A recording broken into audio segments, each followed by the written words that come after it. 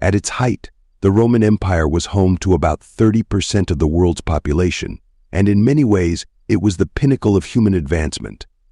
The city's citizens enjoyed the benefits of central heating and double-glazed concrete. Banking, international trade, and upward social mobility made Rome the first city in history with 1 million inhabitants and a center of technological, legal, and economic progress. It was an empire impossible to topple, stable, rich, and powerful until it wasn't anymore. First slowly, then suddenly, the most powerful civilization on Earth collapsed. We mean a complex society where labor is specialized, social classes emerge, and it is ruled by institutions. Civilizations share a dominant mutual language and culture and domesticated plants and animals to feed and sustain large cities, where they often construct impressive monuments. Civilization lets us become efficient on large scales, collect vast amounts of knowledge, and put human ingenuity and the natural resources of the world to work without civilization. Most people would never have been born, which makes that collapse a bit concerning. Is the rule not an exception? Virtually all civilizations end on average after 340 years of collapse, which is rarely nice for individuals. Their shared cultural identity is shattered as institutions lose the power to organize people. Knowledge is lost, living standards fall, violence increases, and often the population declines. The civilization either completely disappears, is absorbed by stronger neighbors, or something new emerges, sometimes with more primitive technology than before. If this is how it has been over the ages, what about us today? Just as Europeans forgot how to build indoor plumbing and make cement, will we lose our industrial technology and, with that, our greatest achievements, from $1 pizza to smartphones or laser eye surgery? Will all this go away too? Today, our cities stretch for thousands of square kilometers, and we travel in the skies. Our communication is instant. Industrial agriculture with engineered high-yield plants, efficient machinery, and high-potency fertilizer feeds. Billions of people believe modern medicine gives us the longest lifespan we've ever had, while industrial technology gives us an unprecedented level of comfort and abundance, even though we haven't yet learned to attain them without destroying our ecosphere. There are arguably still different civilizations around today that compete and coexist with each other, but together they also form a singular global civilization. But this modern globalized civilization is even more vulnerable in some ways than past empires because we are much more deeply interconnected. A collapse of the industrialized world literally means that the majority of people alive today would perish, since without industrial agriculture, we would no longer be able to feed them, and there is an even greater risk. What if a collapse were so deeply destructive that we were unable to reindustrialize again? What if it ruined our chances of enjoying a flourishing future as a multiplanetary species? A global civilizational collapse could be an existential catastrophe, something that ruins not just the lives of everyone alive today, but for all the future generations that could have come into being, all the knowledge we might have discovered, the art we might have created, and the joys we might have experienced would be lost. So how likely is all of this? Let's start with some good news. While civilization collapses have happened regularly, none have ever derailed the course of global civilization. Rome collapsed, but the Aksumite Empire, the Teotihuacans, and of course the Byzantine Empire carried on with sudden population crashes. So far, we have not seen a catastrophe that has killed much more than 10% of the global population. No pandemic, no natural disaster, no war. The last clear example of a rapid global population decrease was the Black Death pandemic of the bubonic plague in the 14th century that spread across the Middle East and Europe and killed a third of all Europeans and about 1/10 of the global population.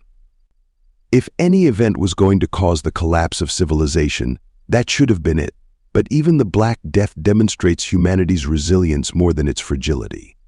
While the old societies were massively disrupted in the short term, the intense loss of human lives and suffering did little to negatively impact European economic and technological development in the long run. Population size recovered within 2 centuries, and just 2 centuries later, the Industrial Revolution began.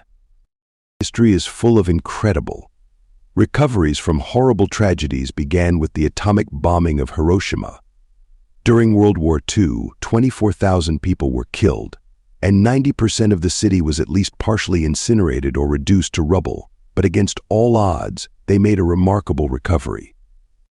Hiroshima's population recovered within a decade, and today it is a thriving city of 12 million people. None of this made these horrible events any less horrible for those who lived through them, but for us as a species, these signs of resilience are good news for why recovery is likely even in the worst case. One thing that's different from historic collapses is that humanity now has unprecedented destructive power. Today's nuclear arsenals are so powerful that an all-out global war could cause a nuclear winter and billions of deaths. It is getting so advanced that it is becoming possible to engineer viruses as contagious as the coronavirus and as deadly as Ebola. Increasingly, the risk of global pandemics is much higher than in the past. We may cause a collapse ourselves, and it might be much worse than the things nature has thrown at us so far. But if, say, 99% of the population died, would global civilization collapse forever? Could we recover from such a tragedy? We have some reasons to be optimistic. Let's start with food. There are 1 billion agricultural workers today, so even if the global population fell to just 80 million, it is virtually guaranteed that many survivors would know how to produce food, and we don't need to start at square one because we could still use modern, high-yield crops. Maize is 10 times bigger than its wild ancestor. Ancient tomatoes were the size of today's peas. After agriculture, the next step toward recovery would be rebuilding industrial capacities like power grids and automated manufacturing. A huge problem is that our economies of scale make it impossible to just pick up where we left off. Many of our high-tech industries are only functional because of huge demand and intensely interconnected supply chains across different continents. Even if our infrastructure were left unharmed, we would make huge steps backward technologically.